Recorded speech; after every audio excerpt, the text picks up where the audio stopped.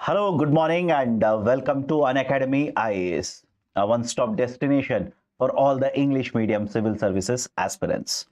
This is Shyam Kaggod here, bringing you the Hindu news analysis dated 22nd March 2025. In today's analysis, I've taken totally 10 articles, most of them from Hindu newspaper.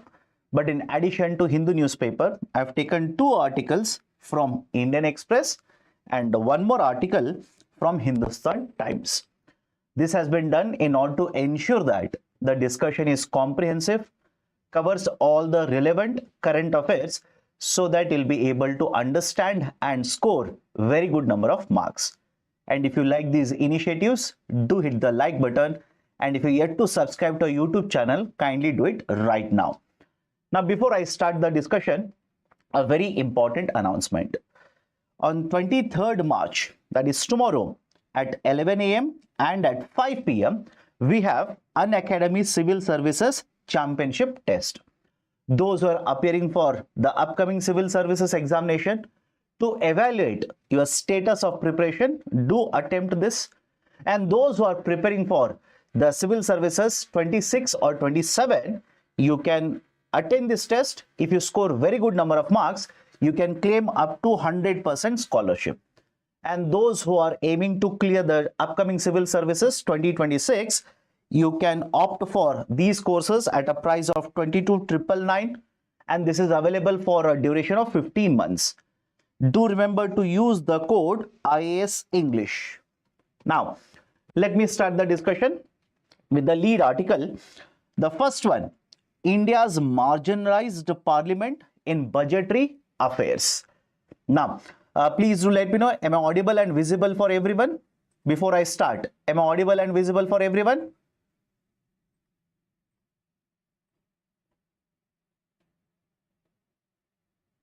Yeah, done then. Let's start then. So, the first article is regarding the role of the parliament in the process of making a budget and passing the budget. And if you are reading the current affairs or watching the news, etc., you will know that right now we are having a budgetary session or budget session which is happening, and the demand for grants have been approved by the parliament yesterday, or Lok Sabha yesterday. Now, what is the discussion here? Point number 1, who prepares the union budget in India? It is the Ministry of Finance, MOF, Ministry of Finance, and specifically under the Ministry of Finance, out of multiple departments, it is the Department of Economic Affairs. Now, when you look at the process of preparation of a budget, generally the preparation starts around 6 to 7 months before the presentation of the budget.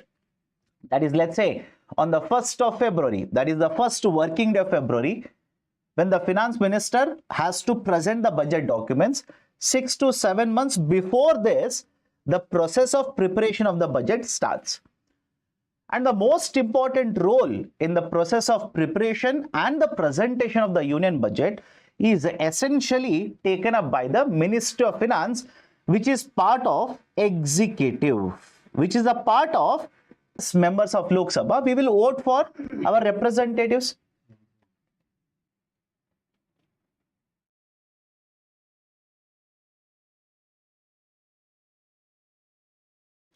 Okay, there was some issue. Many of you are saying there was an issue with buffering.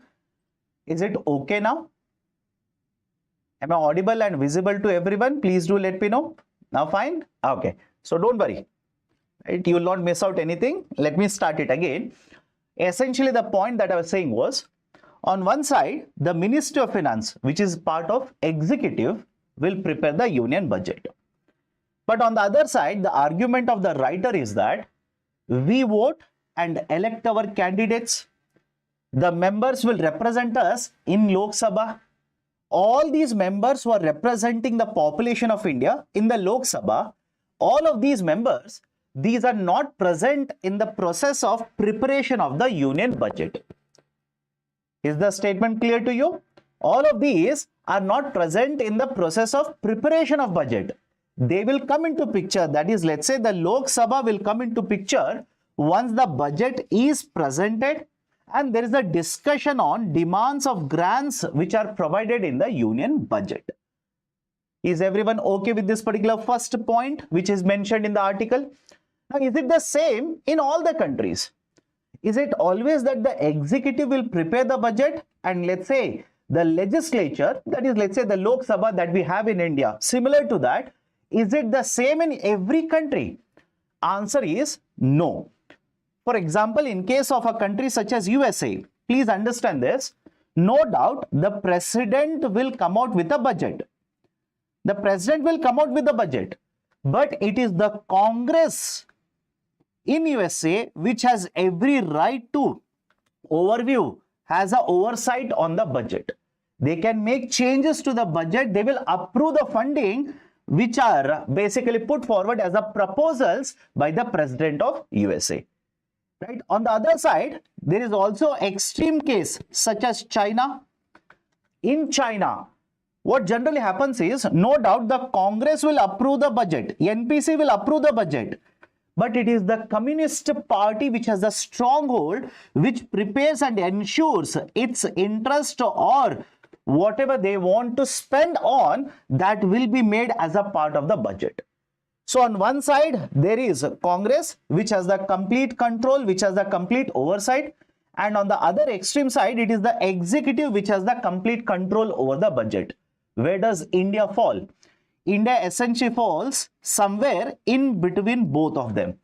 In case of India, the Ministry of Finance, that is part of the government of India, will prepare the budget, present the budget in the parliament, and it has to take the approval of the parliament. I'll repeat the statement. It has to take the approval of the parliament in order to spend money. For example, the budget proposals are put forward in the form of a budget presentation. Then there is a standing committee or standing committees which are formed. The standing committees will submit the report. There will be a detailed discussion and voting that will take place. Only after that, these budget bills will be sent to, when I say budget bills, appropriation bill and finance bill. The appropriation bill essentially talks about the expenditure side of the budget, and the finance bill will talk about the revenue side, that is the income side of the budget. Then these are sent to Rajya Sabha, then sent to the President of India, and after the assent of the President, we simply say budget documents have been passed. But the argument of the writer is, one, in case of India, when the Minister of Finance will prepare the budget, then what is the role of other members in the parliament who are representing us? Is it essentially not ignoring the participation or the representation of the other people? However, please understand, the writer again says this has been done in order to ensure that if everybody's interest is considered, if everybody is participating, let's say from Lok Sabha, in the process of preparation of the budget, then the budget might end up becoming more and more populist in nature.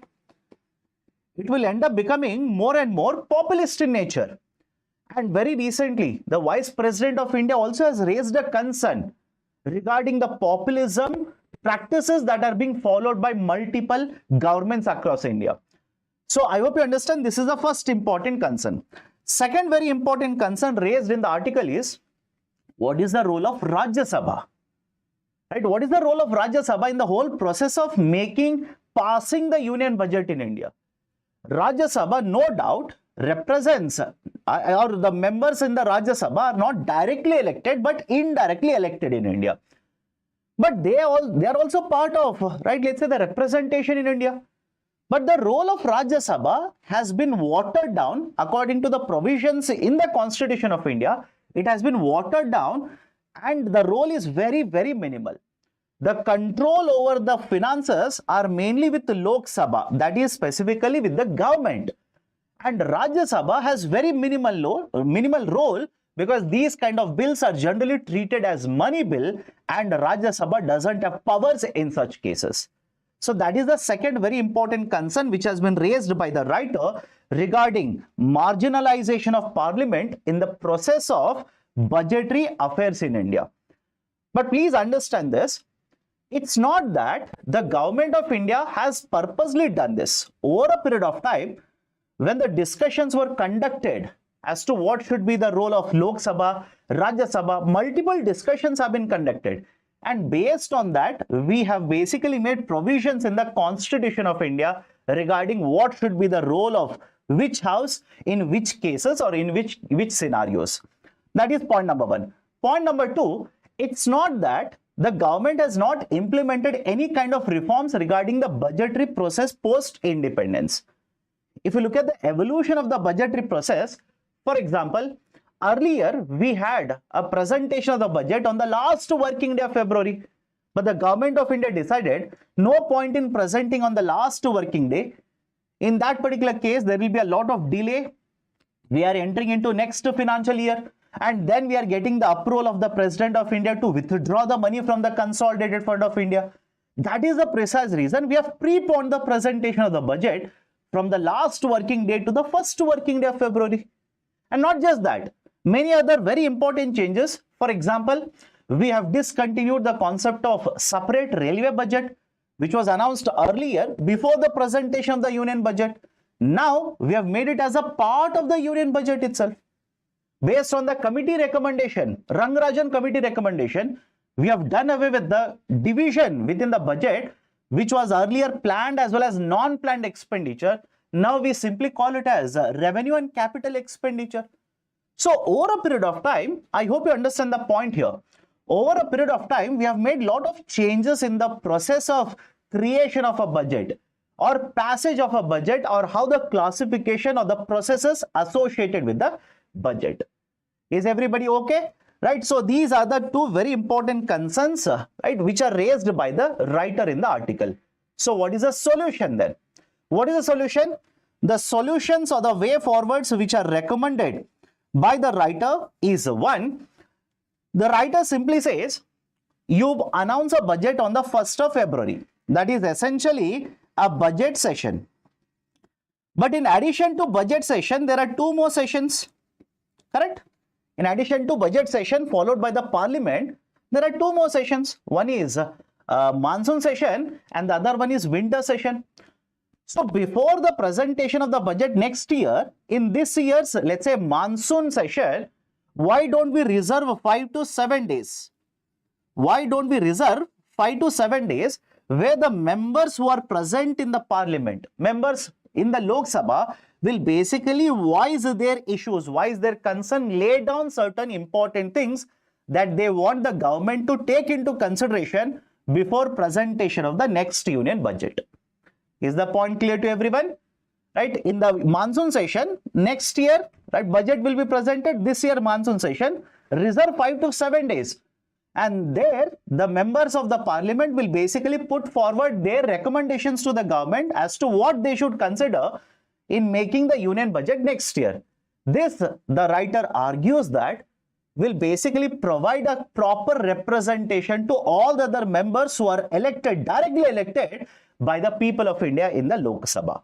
Second recommendation is, in USA, whenever the presentation, or let's say when the president will come out with the budget, there is a particular office.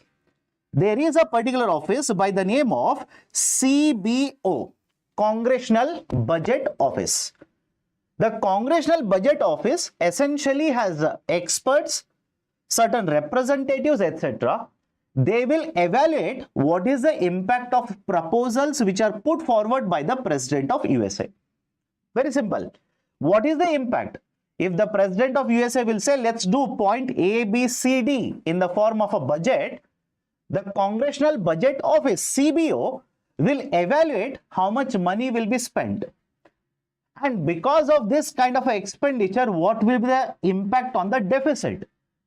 By how much percentage, by how much value the government has to increase its borrowings, etc., etc. And what is the importance of such kind of an evaluation or an analysis?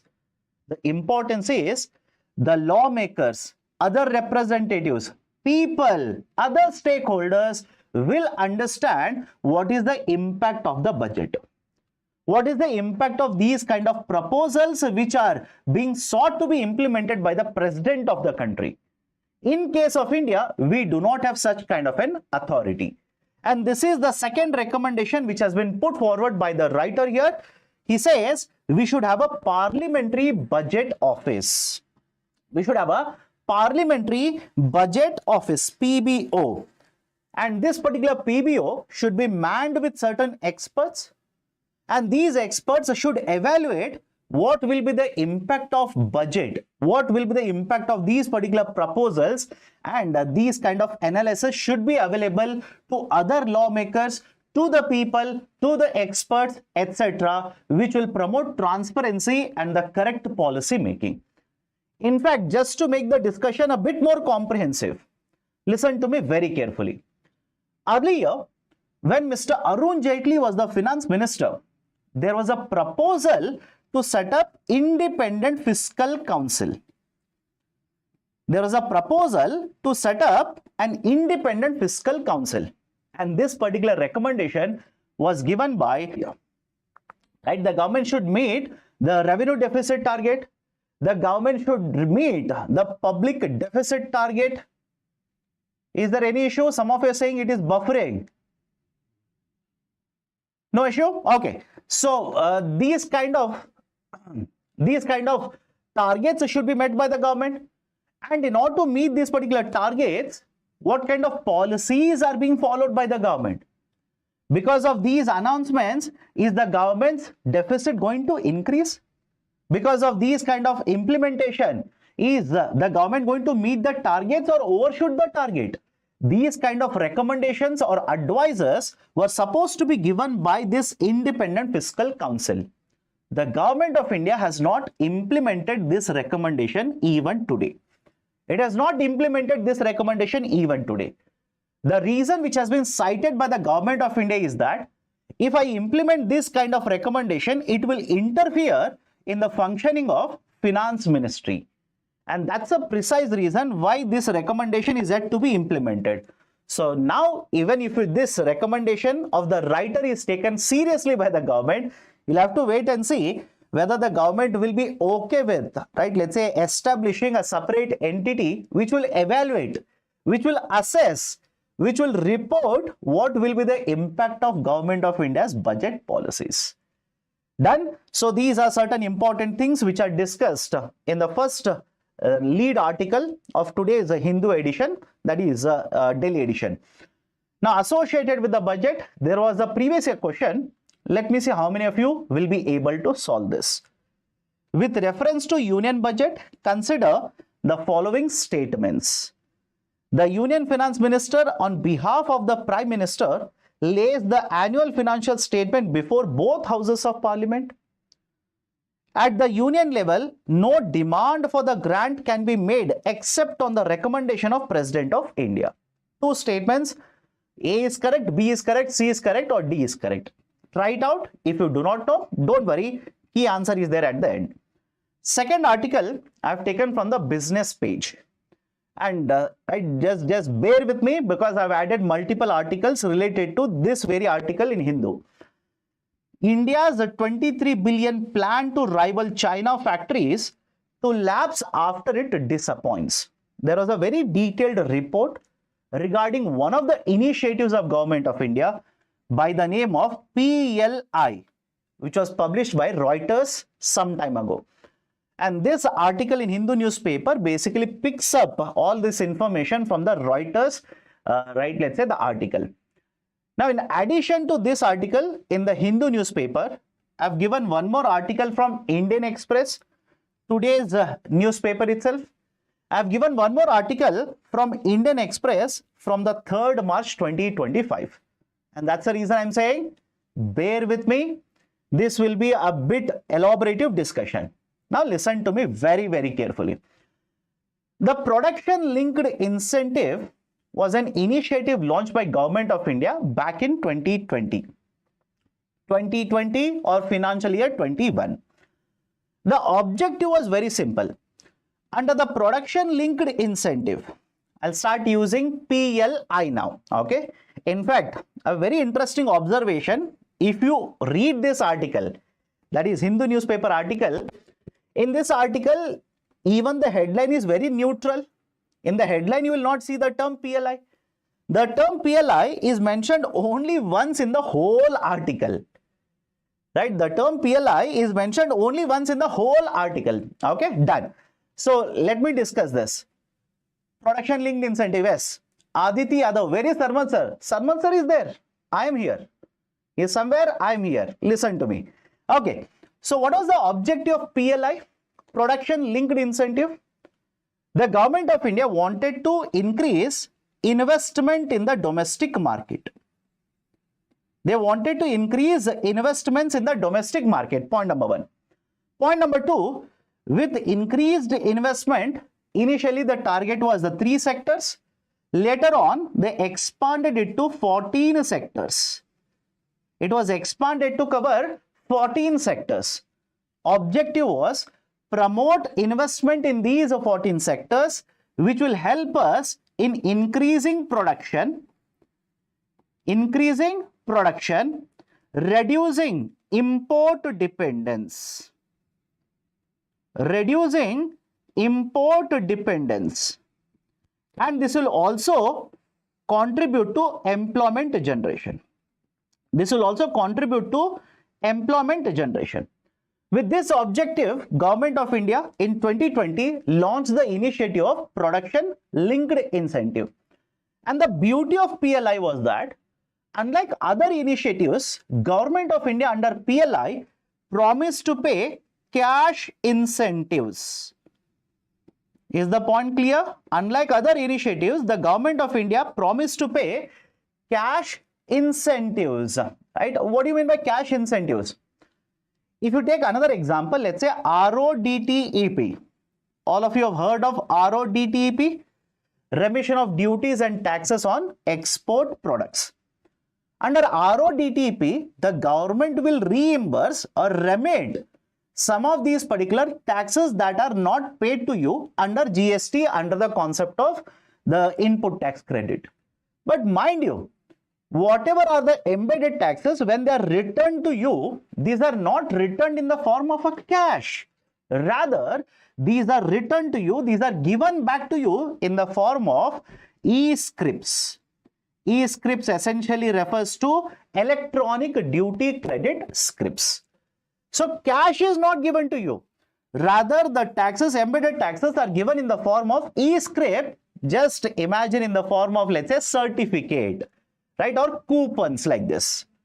Done? Everybody is okay? So the beauty of PLI was cash incentive would be provided.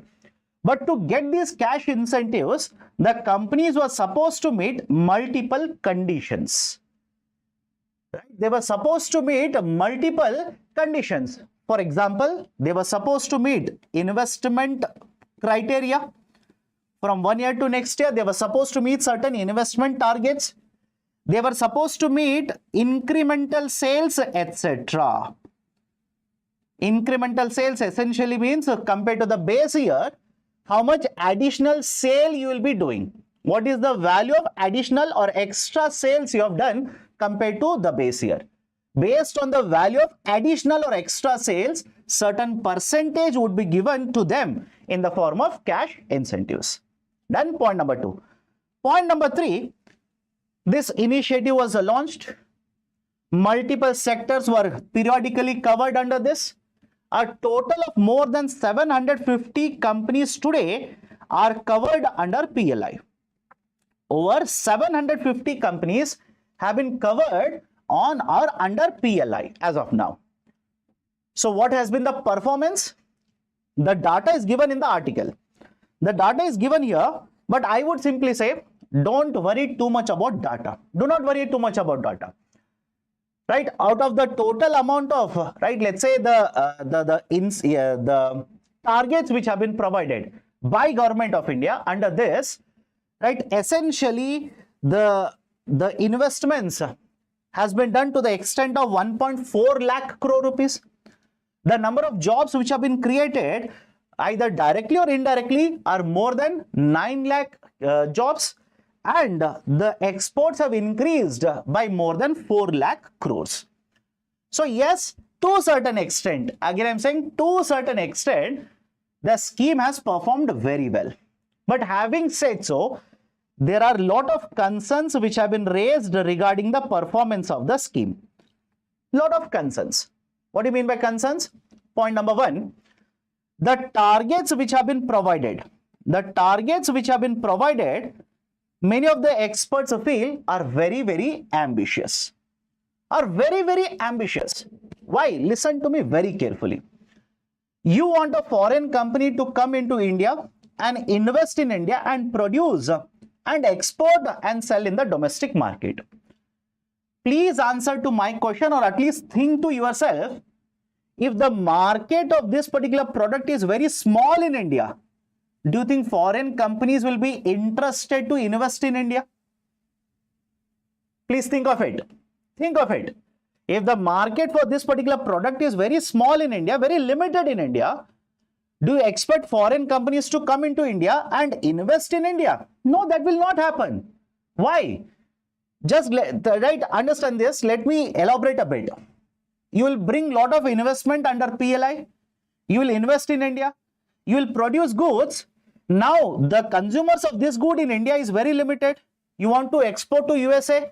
USA, now Mr. Donald Trump is sitting there in the chair of the president, and he will target your products and say, I will impose tariffs on your products.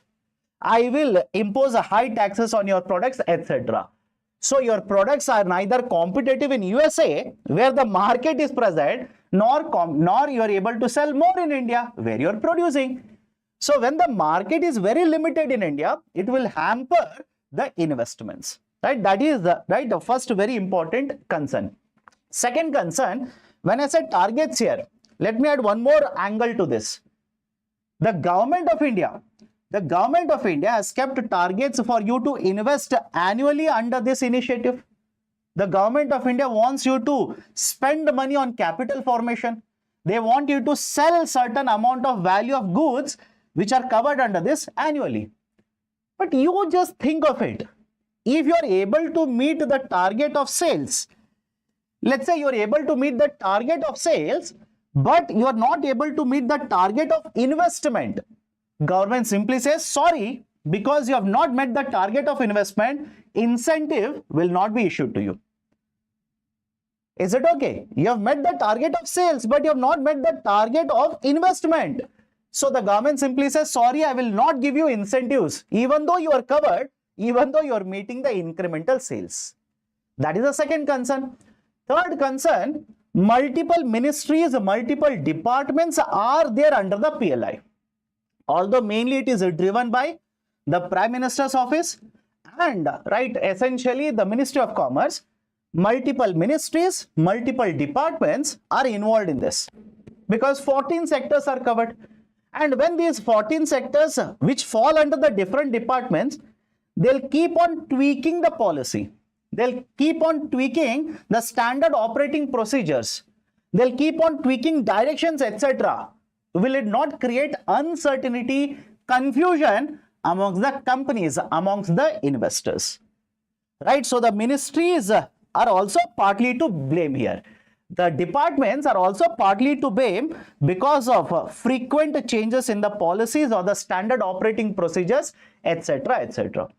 And the third very important concern, right? Although I'm saying third, it is in fact the fourth one now. The third very important concern is the government of India announced a total amount of incentives of 1.97 lakh crore rupees. Mind you, 1.97 lakh crore rupees. Total value outlay under the scheme from the government is 1.97 lakh crores. Out of this, just 8% of the incentives have been disbursed by the government.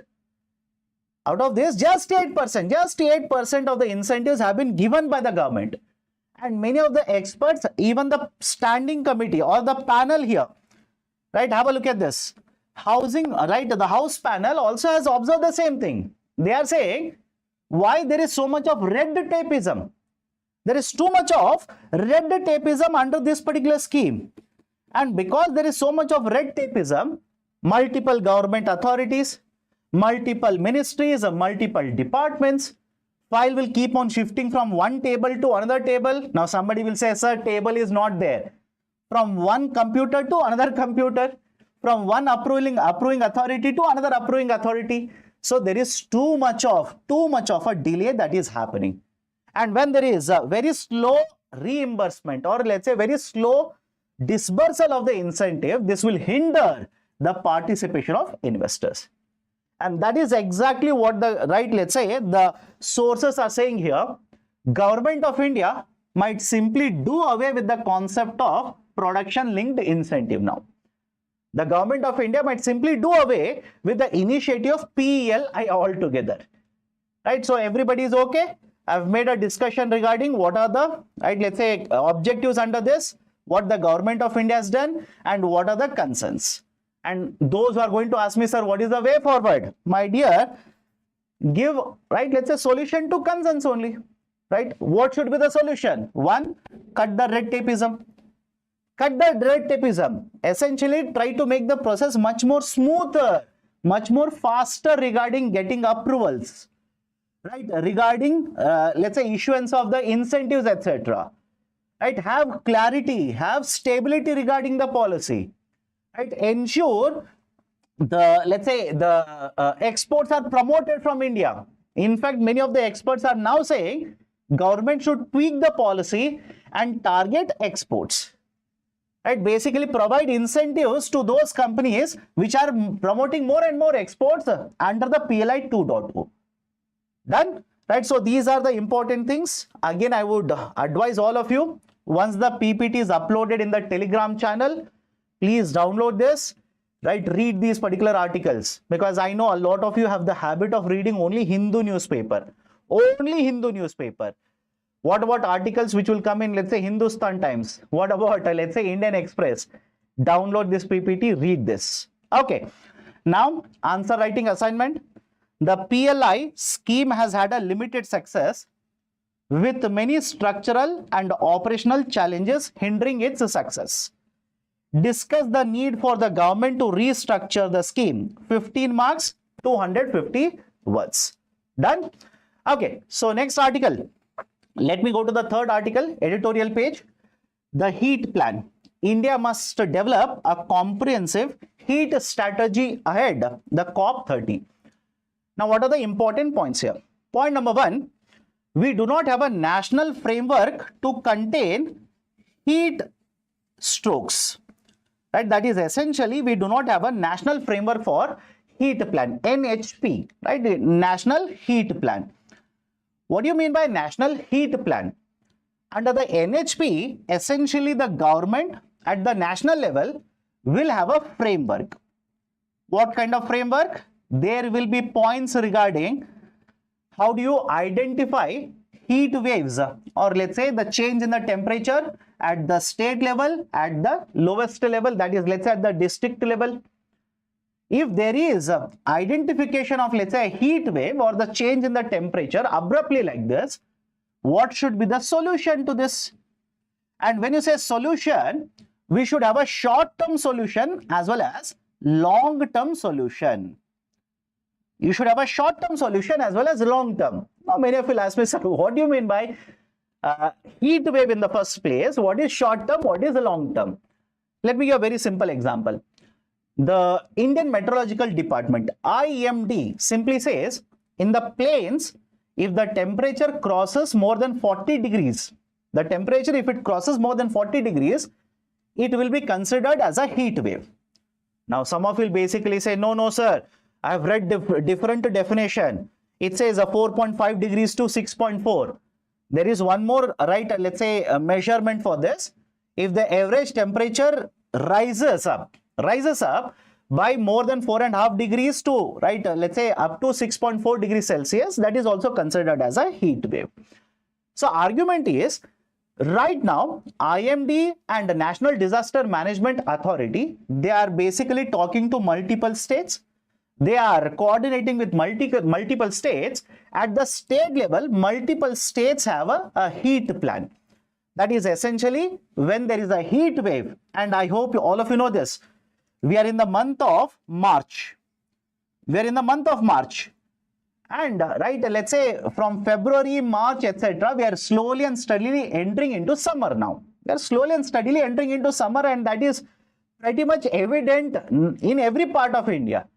If you have seen what is the temperature now, right now, let's say at around 10:30 or 11:30 or 12:30, you will realize we are moving towards the summer season.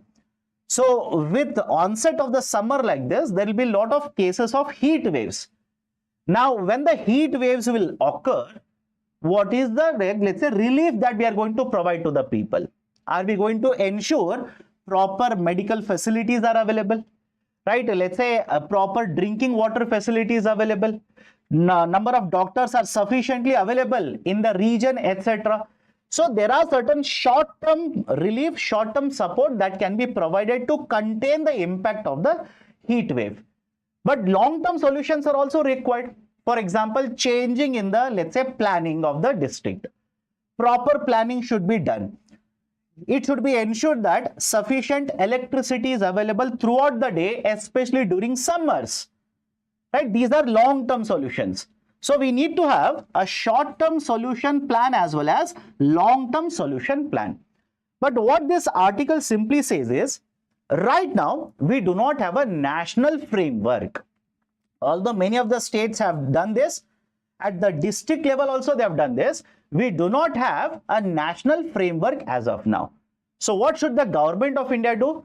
It should hold consultations with the NDMA, IMD and other stakeholders and create a national level framework before, before the COP30, that is the Conference of Parties, the 30 United Nations Framework Climate Conference will be conducted. Done? So this is in a nutshell what is being provided in the article here. Next article, charting a route for IORA under India's chairmanship. Right? What is IORA? Point number one, please understand, IORA simply stands for Indian Ocean Rim Association. Indian Ocean Rim Association, IORA. This IORA was framed, or let's say was established back in 1997. It was established back in 1997. As of today, there are 23 countries. There are 23 countries. In addition to 23 countries, there are also many other dialogue partners totaling 12 countries. Right? 23 countries who are members and there are 12 dialogue partners.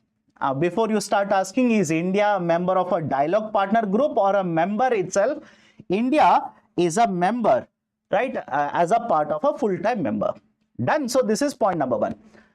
Now, where are these particular countries present? Most of these countries are present in the Indian Ocean itself. And that is the reason the name itself is a self-explanatory terminology. Indian Ocean Rim Association. And this particular grouping essentially functions on basically 6 areas. Right? This functions essentially on 6 areas. And these are mentioned here. Please have a look at it. In preliminary examination, this can be asked to you. They can simply ask you this in the prelims examination. What are the 6 areas? Maritime safety and security, trade, investment and facilitation, fisheries management, disaster risk management, tourism and cultural exchanges, academic science, technology and cooperation. These are the 6 areas. Now, India is going to become a chair of IOCA from November 2025. India will become the chair of this association and it will remain as a chair for the next 2 years. It will continue to function as a chair of this association for the next 2 years. Now, the writer here simply says, what should be the role of India for the next 2 years? What should be the agenda once India becomes a chair of the association? Because IORA, mind you, there are multiple issues which are facing these countries which are present in the association. This whole region faces multiple issues. For example, disaster. For example, right, unregulated illegal fishing. For example, trafficking of humans, drug peddling, or let's say pirate attacks, etc. So there are so many issues that these particular countries are facing. It is, let's say an opportunity for Government of India. Once it becomes a chair, it gives an opportunity for Government of India to basically put forward certain proposals and ensure India will play a pivotal role in improved performance of IORA. Now, what are the recommendations? First one, regarding financing. Now, please understand, when you have so many important, right, let's say tasks to perform, you want to, right, basically promote science and technology cooperation. You want to promote fisheries management. You want to promote disaster risk management, etc. For all of this, you need funding, correct? You require finances. The issue which has been raised by the writer here is the finances of IORA are very limited, right? The finances are very, very limited. India contributes annually to this, and the members, there is no fixed contribution or there is no compulsory. Generally, the members will contribute for, right, taking care of the operations or the activities of IORA. But the financing of this is very limited, generally runs into, right, some amount of millions. But the argument of the author is, when you have so many activities to perform, first and foremost, you need to improve financing. You need to improve the financing. How can you do that? Obviously, you cannot go to, right, let's say the other participating countries and ask financing from these particular countries. For example, the dialogue partners, I said, these are 12 in number. And one of the very important dialogue partner is USA, by the way. USA is one of the, right, dialogue partner.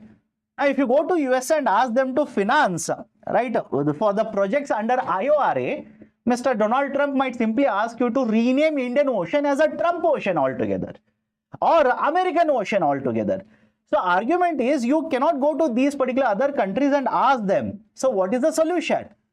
Try to rope in private sector. Right, let's say try to rope in the various industries which will get the benefit, which are going to get the benefit, right, in these particular regions. For example, fishing companies. For example, tourism industry. Try to rope in these particular private sector entities or industries and, right, get them to sponsor or get them to finance certain projects under this.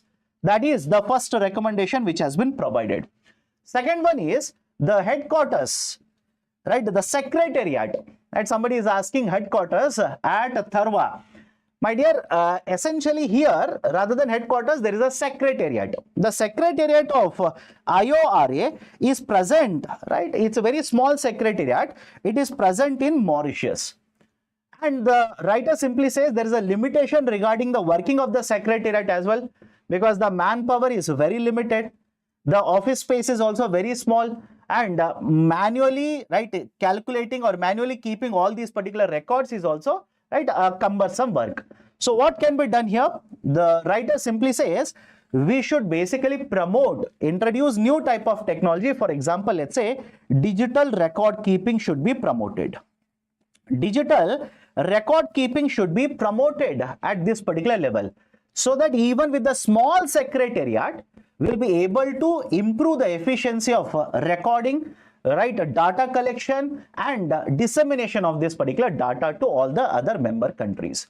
And the third recommendation which has been provided by the writer here is, there are multiple countries, right, either either the member countries or others, they have lot of better technologies. They have invested lot of money in R&D and they have better technologies, better methodologies, etc. Why not try to rope in and get these kind of technologies to be introduced in members of IORA as well? For example, India itself has an initiative by the name of Sagar. There is an initiative of Government of India under which the expansion is security and growth for all. Sagar initiative. Why don't we expand this particular knowledge or let's say initiatives to, right, let's say provide benefits to other member countries of IORA as well? Right, so these are the three important recommendations which have been provided, because India is going to become a chair of this association for the next 2 years. Done? Okay. Next article. Supreme Court judges transfer is not related to rumors. For the last 2 days, there has been a lot of discussion regarding this particular issue. Very interesting case, by the way. Again, interesting at the same point of time, concerning for all of us. I'd listen to the story first. On the day of Holi, on the day of Holi, when all of you, some of you are celebrating Holi, some of you are worried about UPSC prelims examination, and some of you were worried as well as celebrating, right? Like a Venn diagram, right? So here also, there also. So on the day of Holi, when this particular Justice Verma, right, judge in the Delhi High Court, Justice Verma was out of station. In the outhouse, there was a fire. And the fire, right, brigade was called. They basically extinguished the fire. And they reported this issue to the Delhi police. Now, Delhi police, because they will have to, right, prepare a report, they went there and they started taking, right, shooting, or they started, right, shooting what happened, where the fire was there, etc., etc. Essentially, what they found was, there was a particular area where currency notes, right, there were a lot of currency notes in that particular right room, lot of currency notes. Now, they video recorded this and the message was sent to Supreme Court, that is Chief Justice of India, Supreme Court. And because this kind of a issue propped up, again, please understand, neither you know nor I know, right, whether this money is legal, illegal, whether it is a kickback, how much money was there, what was the currency denomination. Somebody will ask me, sir, was it 2000 rupee currency note? In that case, let him go, because anyways 2000 currency rupee note is useless, etc. Argument is very simple here. What was the value of money? Nobody knows, right? Public doesn't know, including me, by the way. But now Supreme Court of India says, they have issued a clarification regarding this, right? Understand this. The Supreme Court of India simply says, there is a transfer order which has been issued regarding Justice Verma. And this particular Justice Verma now will have to report back to, right, let's say, the High Court from where he basically originated and came to other High Court, that is, right, Allahabad High Court. They will be, or he will be repatriated, sent back to Allahabad High Court. Now, regarding this, there has been a lot of criticism, lot of discussion, right? One section, right? Basically, one argument is, if there was money found, why there is no investigation? Why there is no investigation being conducted?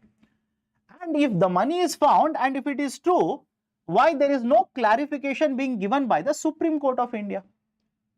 The argument is, as such, already people are losing faith on judiciary. Why is the Supreme Court of India not giving a clarification regarding how much money was found, if at all money was found?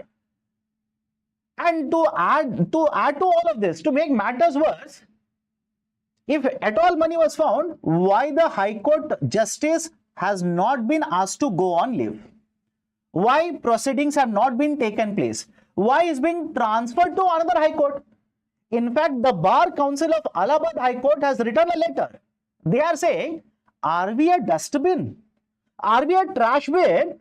What has happened in Delhi? You are simply transferring that particular judge to Allahabad High Court. Will this not hamper our image? Yesterday, I was watching an interview where Mr. Harish Salve, right, very well-known advocate, Mr. Harish Salve was talking about this. He also argued the same thing. If judiciary has to protect its image, let the Supreme Court of India conduct an impartial investigation. Impartial. What do you mean by impartial here? His argument was, why is the Supreme Court Chief Justice announcing in-house investigation? In-house.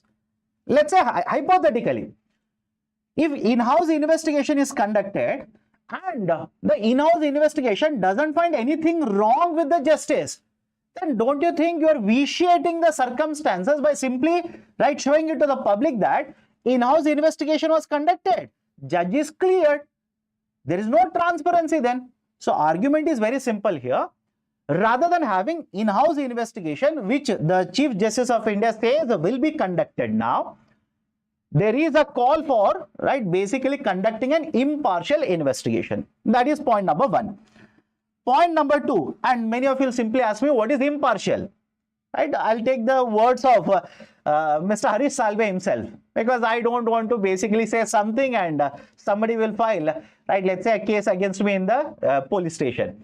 Mr. Hari Salve simply said, why not have other figures? Somebody else, not from judiciary. Not just judiciary. Why not somebody from non-judiciary background, so that at least whatever is the finding later, people will have faith, because somebody else other than judiciary was also present in the committee. Right. So second point that is being discussed is NJAC, right? National Judicial Bill. Right. Earlier it was introduced by Parliament, passed, Supreme Court of India stuck it down. Right. Yesterday this was discussed even in Parliament. There was a discussion regarding one more judge of one more High Court. The chairperson, or let's say the vice president, simply said, right, there is a motion already pending. Right, there is a motion which has been introduced in Rajya Sabha. I require the signature of 50 members of the House. More than 50 members are there. We have to just ensure that these are the correct number of members. We have sent a mail. Some of you have replied. Some of you have not yet replied. Just like you people, they are also busy. Right, so that the next process of removal of a judge will take place, I need, right, let's say, concurrence from your side. Right, so essentially now there is a discussion of removal of a High Court judge, this person, this justice, as well as another justice. Right, third point which is being discussed here is transfer. Third point essentially being discussed is transfer.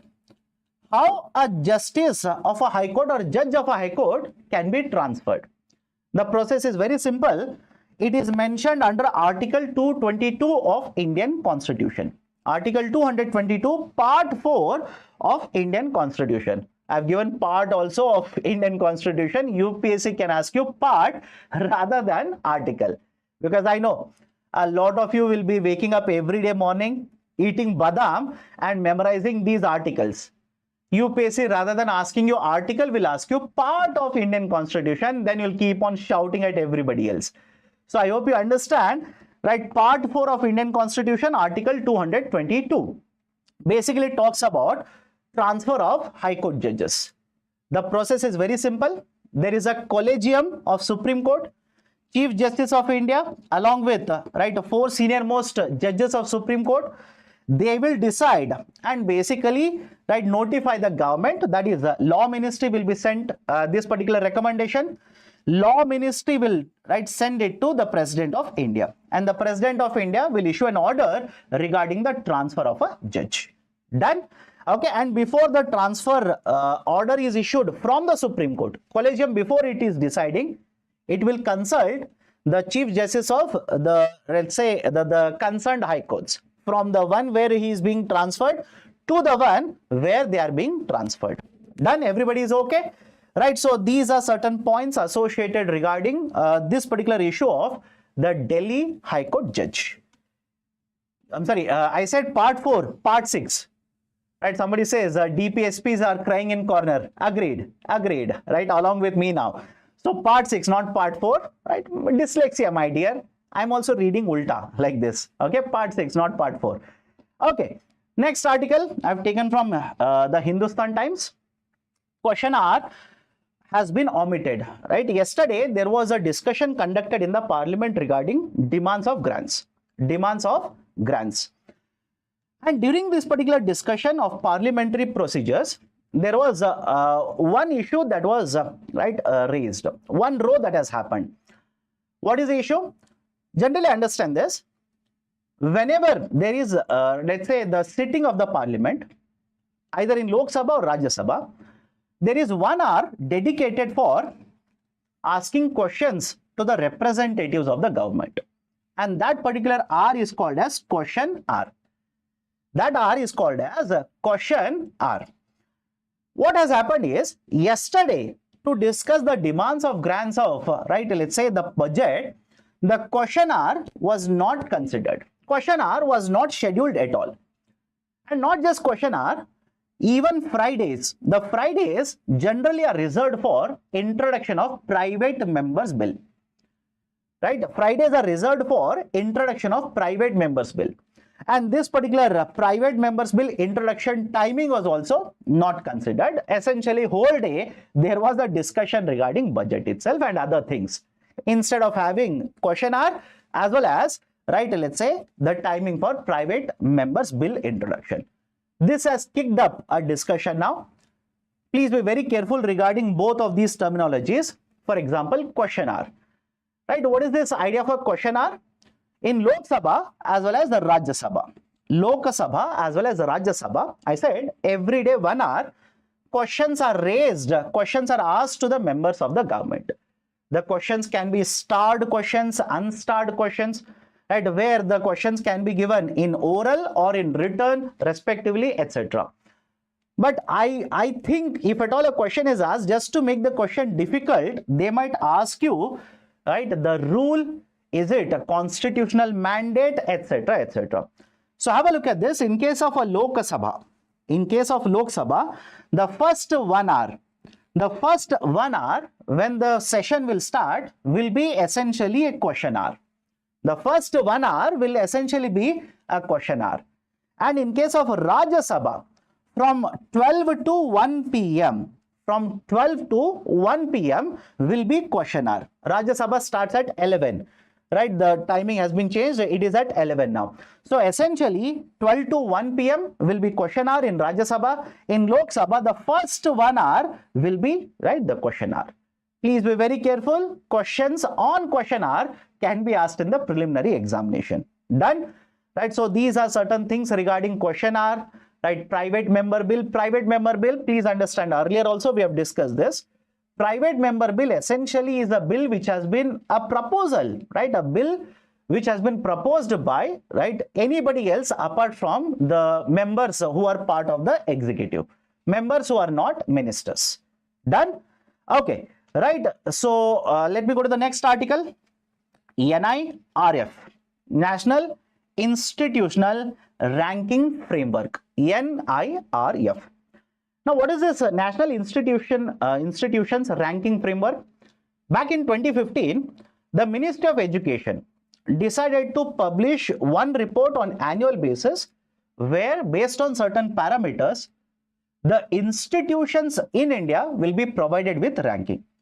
The institutions, be it, right, let's say medical institutions, engineering institutions, government funded, private sector, doesn't matter. They decided to have a policy where rankings will be provided on annual basis. And that's the reason, once this was approved in 2015, we started publishing the ranking from 2016. From 2016, every year, right, the reports are published. And the parameters which are used, are these 5 parameters. Make a note of this. If possible, memorize as well. The teaching, learning and resources, research and professional practice, graduation outcomes, outreach and inclusivity, and perception. These are the 5 parameters based on which the performance of the institutions will be evaluated and, right, the ranking will be published. And this has started, as I mentioned, from 2016. Every year we are providing the ranking. Now, against this, there is an order which has been issued by Madras High Court. The Madras High Court is simply saying, do not publish this ranking for 2025. Hold on to the publication, do not publish it. The reason the Madras High Court is saying don't publish this ranking is because, please understand 2 points. One, the Government of India, that is Ministry of Education, very recently said the feedback portal for NIRF, the rankings for 2025 is open. The institutions should start providing their particular feedback. Okay, so that is point number 1. Point number 2, there have been certain concerns raised regarding this particular framework. Right? What are the concerns? For example, if you want to evaluate how is an institution, don't you think you should take the feedback of students? Think of it. Student evaluation, don't you think it makes a lot of difference to find out the quality of teaching in an institution, quality of research conducted in an institution, the quality of material provided in an institution? For example, how am I as a teacher? If you ask me, I'm the best in the world. Why not? Right? I'm the best in the world. Of course, everybody will say. If I ask you how you are as an aspirant in UPSC, you will say, sir, I should get the first ranking. Right? So concern here is the government, in order to provide these particular rankings, is seeking the data from the institutions.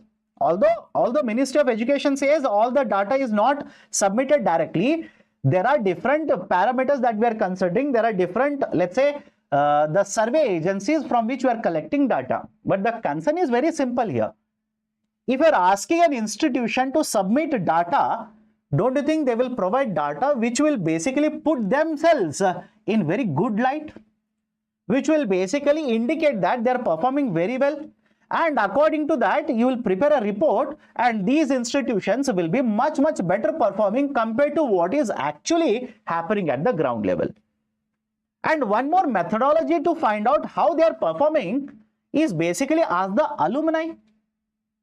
Right? Correct? Ask the alumni. Alumni essentially is right, the group of people who have passed out from these institutions. Ask them. Right? For example, you people, will you not ask certain people who have taken coaching from ABC, will you not ask them, how is that teacher? How is this teacher, etc.? And somebody will ask, how is the Mr. Shyam Kaggod? And before you ask, who is the Shyam Kaggod? I am that person. And you will ask somebody, who is Mr. Shyam Kaggod? Based on their feedback, you will take a call whether to join or not join. So argument is very simple. The data that has been, or the methodology that has been created to collect the data and prepare ranking and basically publish the ranking, there are serious concerns regarding this.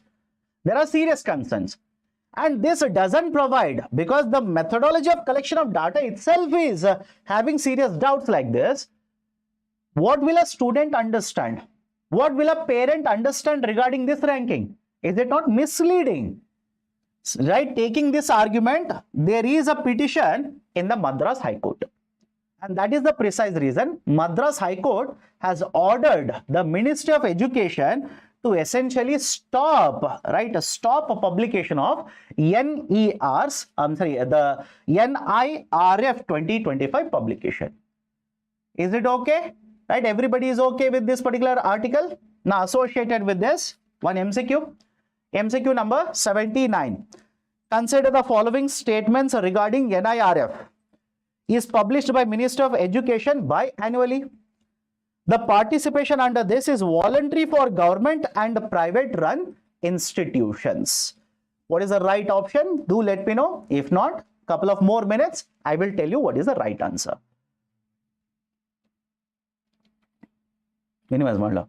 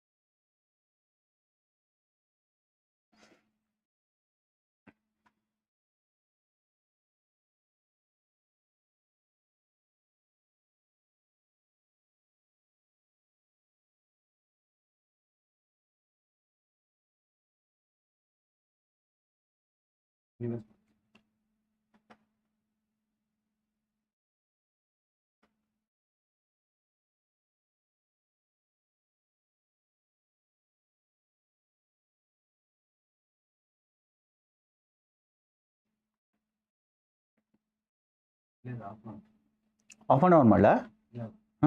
Windows capture. Windows capture andre ನೀವು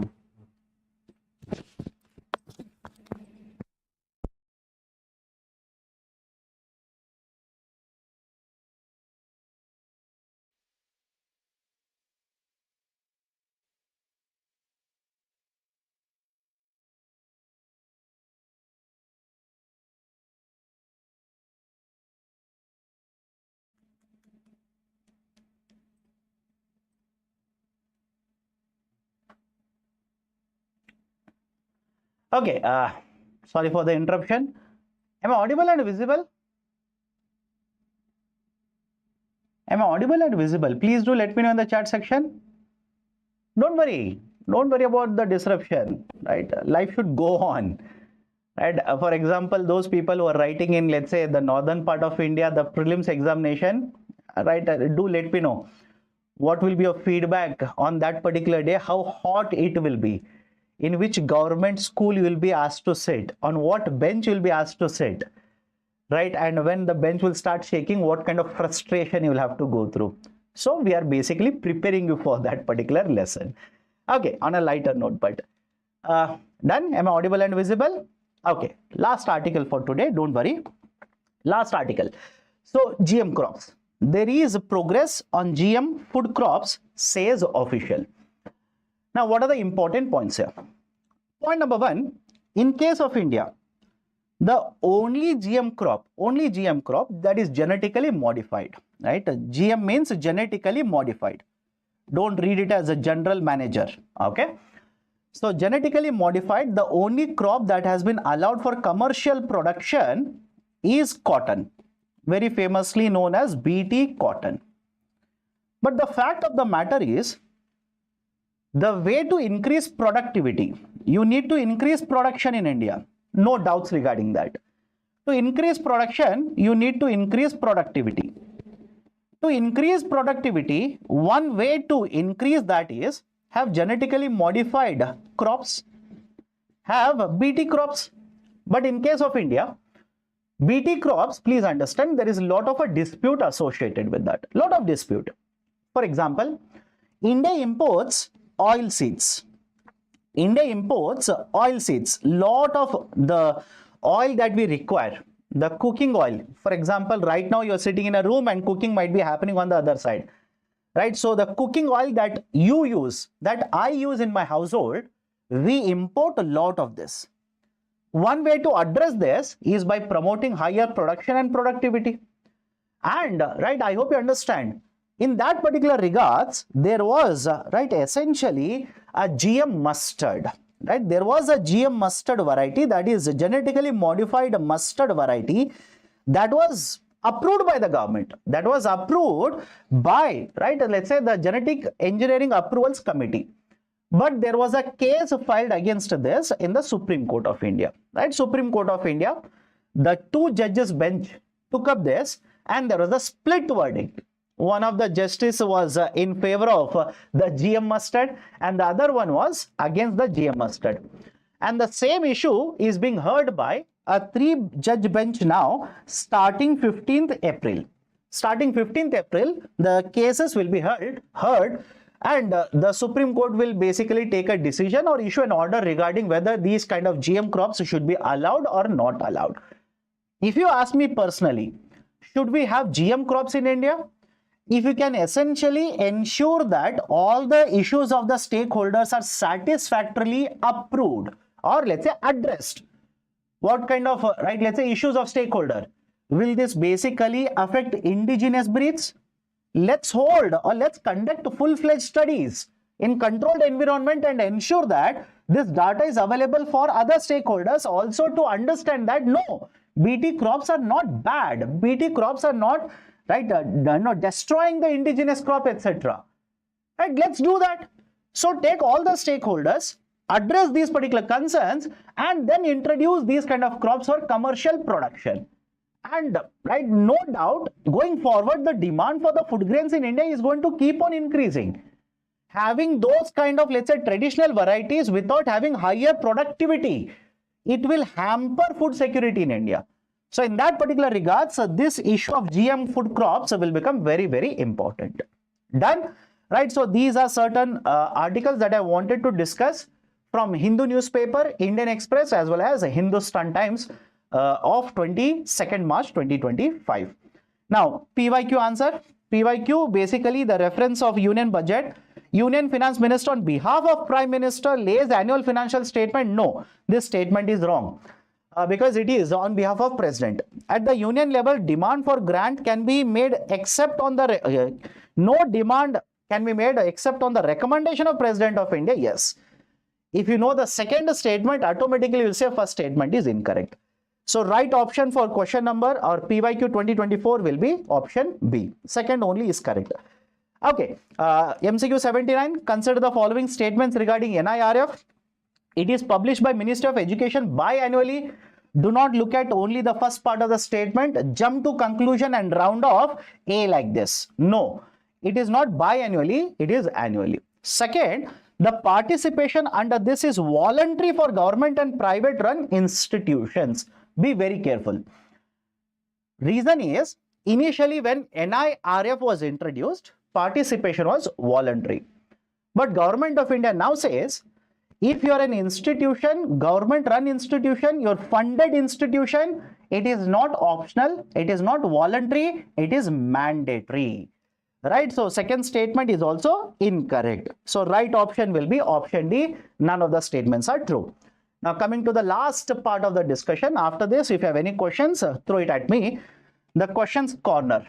What are the questions which have been raised in yesterday's video? By I think around 6 or 7, I sat and basically noted down these questions.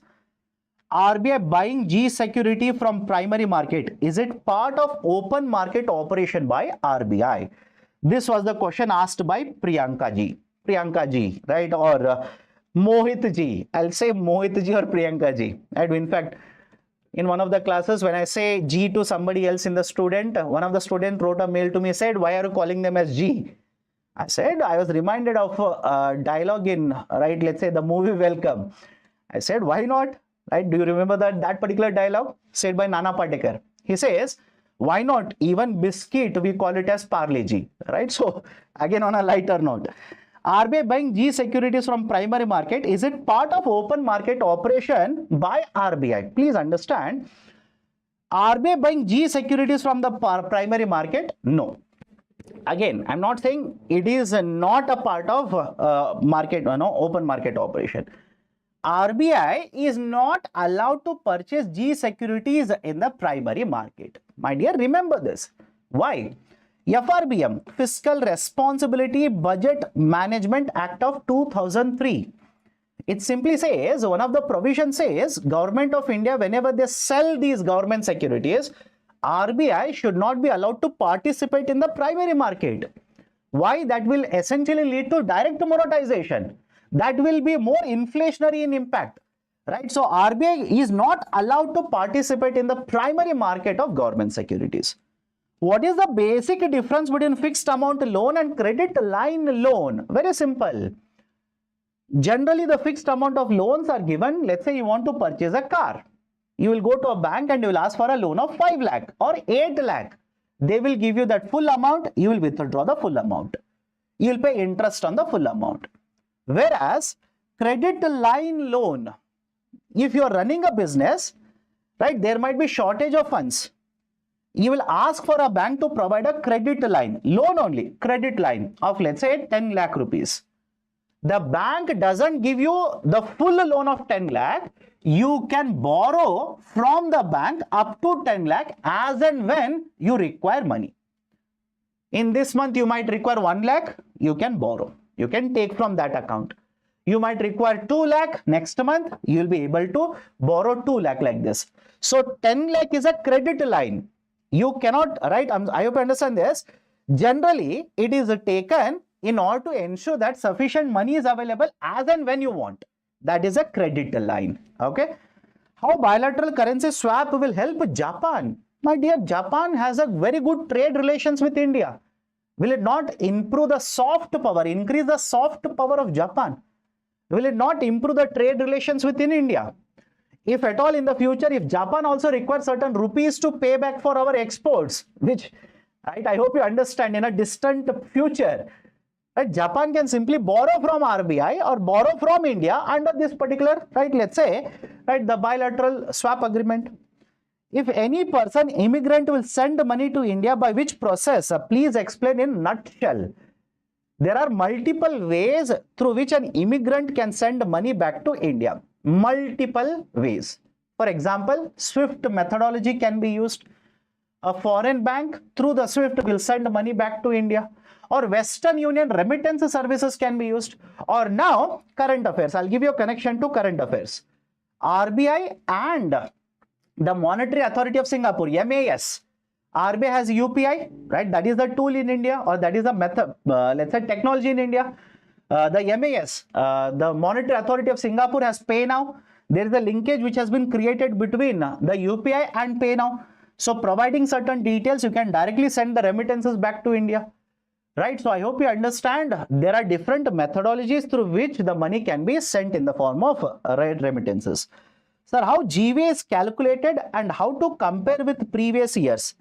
I know what is GVA, but like GDP is calculated at factor cost for better estimate. Hope you get my point. When I read this particular, right, let's say comment, I was reminded of, right, let's say somebody, right, so don't worry. So again, when I say somebody, a journalist, by the way. Hope you get my point. So argument is this. What is GDP and GVA? You can calculate GVA. Using GVA itself, you will calculate GDP. So if you can compare GDP of two different years, can you not compare GVA of two different years? And how GVA is calculated? Gross value addition. You basically calculate value addition done at different levels in the economy, get the sum total of it. That is essentially get the sum total of, right, let's say the goods and services, ensure there is no duplication, raw material, intermediate goods, etc. is taken out. That is gross value addition. So if you can calculate GVA, you can compare the GVA of two different years. Okay. One more comment in the yesterday's video. Tahir Hussain ji. Question number 78, only 2 is correct. First is wrong because it is not Gadgil formula, it is National Development Council. My dear, Mr. Gadgil, right, mother of Gadgil. Mr. Gadgil was the vice chairperson or vice chairman or deputy chairman. Technically, it was called as a deputy chairman earlier. Deputy chairman of Planning Commission. And I've given the data here. Please have a look at this. Don't say it is from some other website. It is from the Government of India website, sansad.in. The issue of special category status first time came up when Gadgil formula fund allocation was originally approved by the National Development Council. Is it okay? Done. Right. So these were certain questions asked in yesterday's video. Anybody has any other question? Please do let me know. And I'm seeing a very interesting, right, let's say, talk that is happening in the comment section. When you are married, when I'm married, what is the use of that? Is it connected to UPSC in any other shape or form? Any questions? Any doubts? No doubts? Okay, great then. So let me stop the discussion today here. Okay, let me stop the discussion today. See you next time whenever I take up, right, the discussion of Hindu news analysis. Before I close the session, again, I'm telling you the same thing. If you have any doubts and if I have not been able to address that, do drop in the form of a comment in the video below. I will definitely address your doubts. Either I'll reply to that or I'll take up this particular question in the next session and I'll address that. Okay, so that's it from my side. If you like this initiative, do hit the like button. Provide your valuable comments in the comment section below. And if you yet to subscribe to our YouTube channel, kindly do it right now. Thank you. Take care. Have a great day.